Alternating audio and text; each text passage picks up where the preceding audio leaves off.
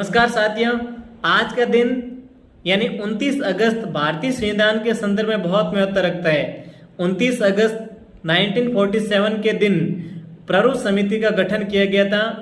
भारतीय संविधान का पहला प्रारूप संविधान सभा के सलाहकार BN राव के नेतृत्व में तैयार किया गया था अक्टूबर 1947 को। इस प्रारूप में 240 तो अनुच्छेद थे और 13 है वो शेड्यूल थी। इस प्रारूप पर विचार कर संविधान का एक व्यवस्थित और सुनियोजित प्रारूप तैयार करने के लिए सत्यनारायण सिन्हा ने प्रारूप समिति के गठन का प्रस्ताव रखा और कार्य संचालन समिति की सिफारिश पर 29 अगस्त 1947 को प्रारूप समिति का गठन किया गया था, जिसके 7 सदस्य थे। 7 सदस्यों की ट्रिक मैंने कल बताई थी, आपको वापस बता रहा हूं। 7 सदस्य थे।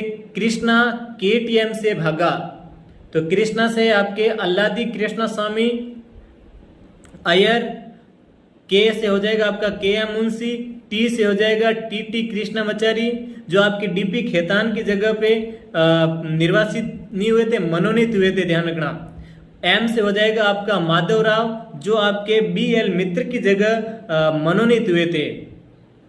KTM M से हो जाएगा आपके माधवराव और भागा यानी भ से हो जाएगा भीमराव अंबेडकर और घ से हो जाएगा आपके N गोपाल स्वामी अयंकर। इसमें और अगले दिन यानी 30 अगस्त 1947 को इस प्रारूप समिति की पहली बैठक होती है और इस पहली बैठक में ही डॉक्टर भीमराव अंबेडकर को निर्विरोध सभापति के रूप में चुन लिया जाता है। प्रारूप समिति की जो कुल बैठकें हुई थी वो आपके 141 बैठकें हुई थी। प्रारूप समिति ने अपना जो प्रारूप था वो 21 फरवरी 1948 को संविधान सभा के अध्यक्ष को सौंपा। डॉक्टर राजेंद्र प्रसाद ने इस प्रारूप के ऊपर सुझाव दिया कि इसके आप संशोधन करिए, तो वापस संशोधन करके 26 अक्टूबर 1948 को प्रारूप को संविधान सभा के अध्यक्ष को डॉक्टर भीमराव अंबेडकर ने सौंपा।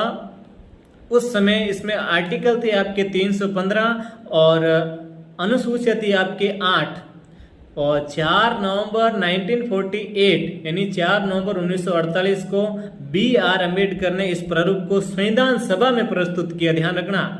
उसमें वो था आपके 21 फरवरी 1947 को डॉक्टर भीमराव अंबेडकर ने अध्यक्ष को सौंपा और 4 नवंबर 1948 को संविधान सभा में प्रस्तुत किया था और इसी दिन आपके इसके ऊपर पहला वाचन भी होता है। याद रखिएगा, संविधान सभा में इस प्रारूप समिति के